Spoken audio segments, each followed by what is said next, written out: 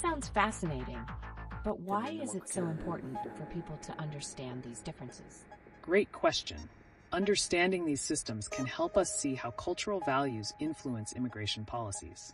For instance, Australia has a points-based system that emphasizes skills and qualifications, whereas Canada embraces a more inclusive approach, welcoming family reunification. It's also interesting to note how these systems adapt to global challenges, such as economic shifts or humanitarian crises. For example, Canada has seen a boost in refugee intake due to conflicts. Wow, sounds like there's a lot to unpack. How do these systems affect people's experience? They drastically influence the settlement journey, including barriers like employment and social integration. But just wait. What happens when those processes are put to the test by crises like the recent influx of asylum seekers in both nations? Exactly. The resilience of these systems is essential, and we may see shifts that challenge their foundational philosophies. So could these changes lead to new policies down the line? Absolutely. There are whispers of new frameworks being considered, and both countries are testing various pilot programs to see what works best. Stay tuned, as the outcomes could redefine immigration for years to come. And let's not forget the role of public opinion in shaping these laws. As we follow these developments, expect some surprises in how communities respond to ongoing changes. This is so enlightening. I can't wait to learn more as the discussion evolves. Welcome back, everyone. Today, let's explore an intriguing question. How do cultural perceptions shape the narratives in political debates? And how does this compare between America and India? Wow, that's so timely. Speaking of debates, did anyone catch Tim Walz's recent performance? I wonder how that affects public perception in Texas, especially when political figures order pizza after serious discussions. Exactly. The way politicians engage in casual settings can influence voter attitudes. In America, these moments can create relatability, while in India, public appearances are often steeped in formality. And what about the wave of anti-establishment sentiments we're seeing? For instance, the phrase "socialism is cancer" reveals very strong opinions in American discourse. How does that compare with conversations about socialism in India? That's a great point. But what impact do these sentiments have on younger generations in both countries? Are they turning away from traditional political ideologies? It's fascinating to see the rise of alternative narratives. Younger people in both countries may find inspiration from unconventional figures and movements, rather than established political norms. Right. This brings to mind the rising influence of personalities like Andrew Tate in America. How does admiration for controversial figures like him reflect broader cultural attitudes, especially compared to popular figures in India? And could this admiration lead to more divided opinions in society? Absolutely. The dichotomy of opinions can create rifts that reshape political landscapes in both nations. In the future, we may even see entirely new political platforms emerge as a result. Speaking of futures, what's the emerging narrative around political figures facing challenges? Like the reaction to J.D. Vance's statements during debates. Does that hold ground in American society? And how would that translate if similar situations arose in India? Very intriguing. I can definitely see the differences and similarities shaping future debates. What else should we be on the lookout for? Stay tuned for developments that could change the political game. We've got a lot to explore on this front. Welcome back, everyone. Today, we're shifting gears to discuss an exciting intersection of cultural narratives and public perceptions driven by recent news events. Let's dive into how these stories reflect broader societal attitudes. Oh, that sounds intriguing. What connections are we exploring today? We can start with political figures and public reactions. Tim Walz ordering pizza after a debate sparked different responses. How do these personal moments affect public opinion and voter support? That's a great point. For instance, Walz reportedly gained a significant polling boost following his debate performance. This can indicate that relatable actions resonate positively with voters. Wow, and that makes me think about how that connects to the Andrew Tate discussions. If someone admires a controversial figure, does that signal something deeper about their political views? Absolutely. Public figures like Tate can polarize perceptions. The admiration for such personalities often provides insight into societal divisions. Speaking of societal divisions, I find the recent statistics about atheism in the UK fascinating. If more people identify as atheists, how does that shape their views on political issues like socialism and personal freedoms? That's so thought-provoking. So, could the increasing number of atheists actually influence how political debates are framed? Definitely, the beliefs and lack thereof of a populace can reshape political conversations significantly. However, the reaction to Tim Walz's performance highlights the tension between personal relatability and party ideologies. And as we explore these themes, don't forget the influence of popular culture. For example, the way Lieutenant Dan's character in Forrest Gump navigates societal changes through his experiences mirrors how individuals adapt to shifting political narratives. That's such a clever connection. So much can be dug into the cultural layers of these stories. And what's next on this journey?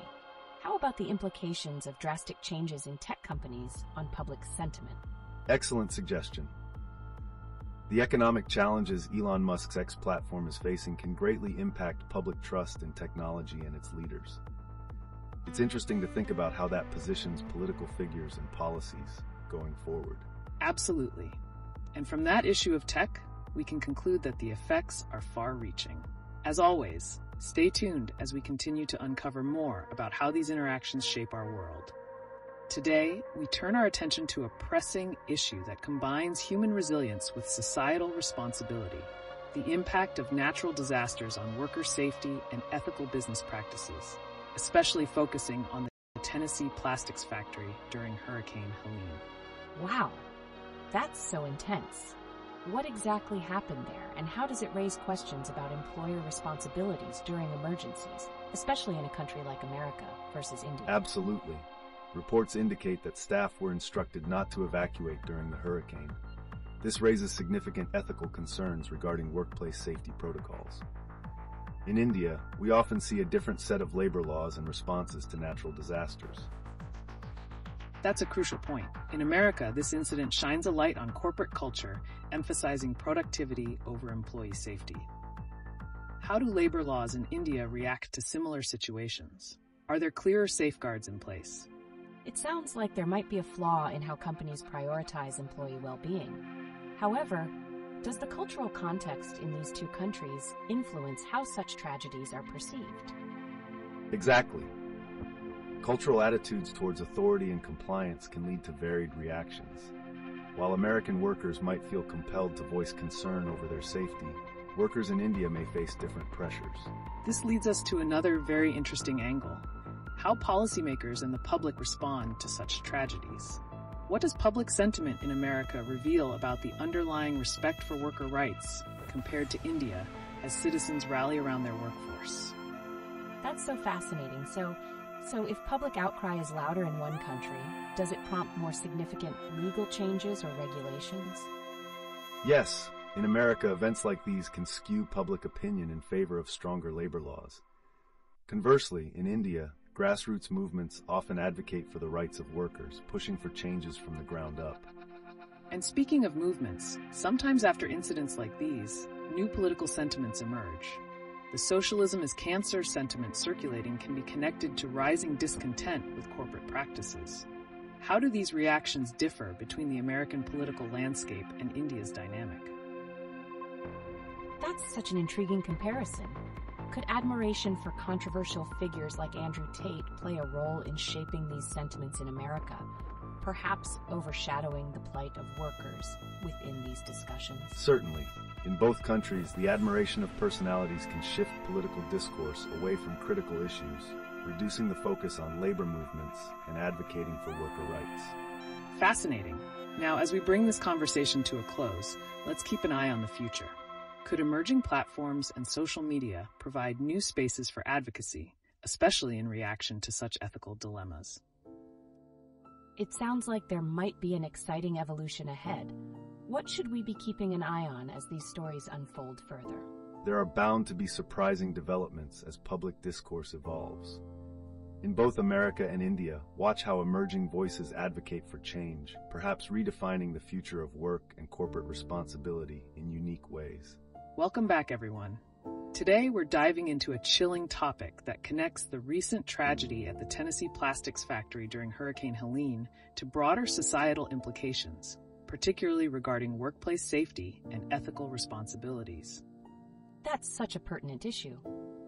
Why were the staff instructed not to evacuate when danger was evident? This feels highly relevant to how businesses prioritize employee safety. It's astonishing, isn't it?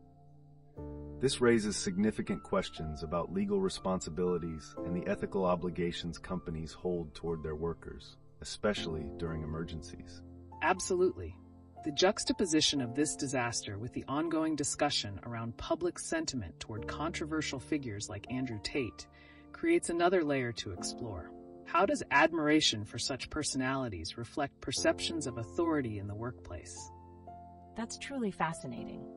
So, is there a possibility that admiration for figures like Tate might echo with the realities in places like Tennessee, reflecting a culture that undervalues worker safety? Precisely. There's a stark contrast between political rhetoric and the lived experiences of workers. While leaders may preach safety, the actual conditions speak differently, often swaying public opinion and political discourse. And don't forget the implications of Tim Walz's personal relatability. His pizza ordering moment after the debate illustrates how personal actions can resonate with voters during crises and beyond. Does that inform public attitudes toward policies like labor laws? That's such a critical link. So, in these moments of crisis, does it become essential for leaders to show humanity to drive policies towards better worker protections?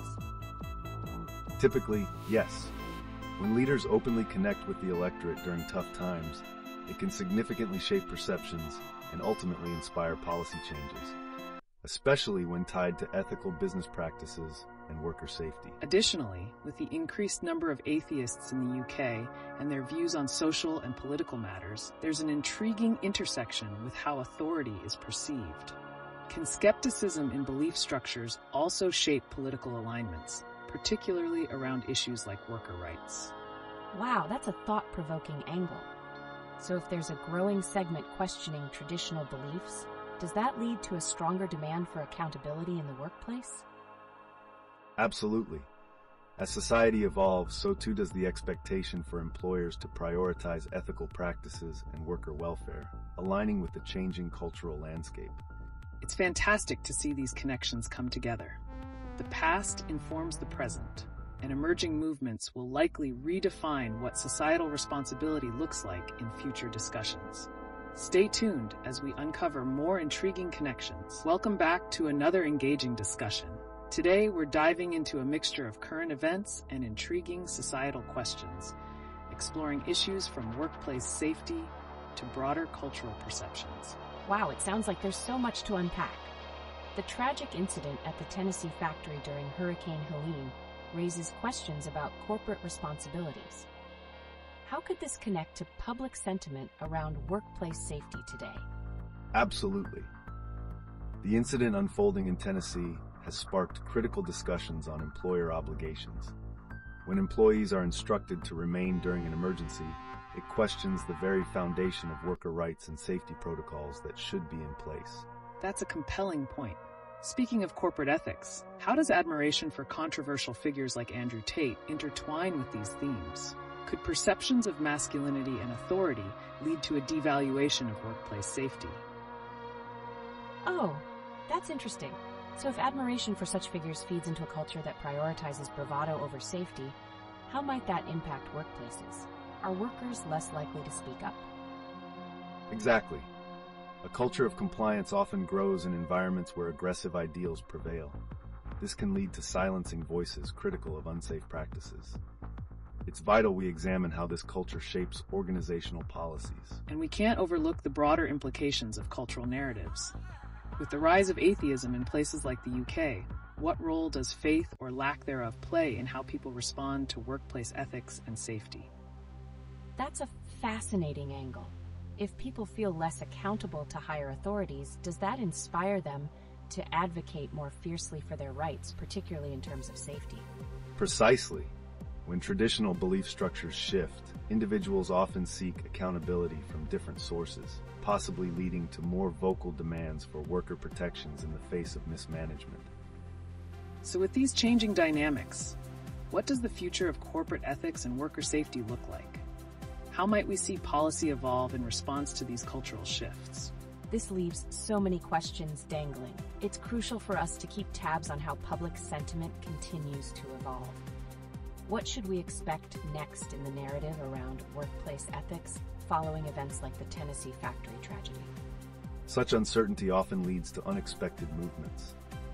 Stay tuned, as shifts in public perception could very well spark stronger advocacy for labor rights, generating significant changes in workplace regulations.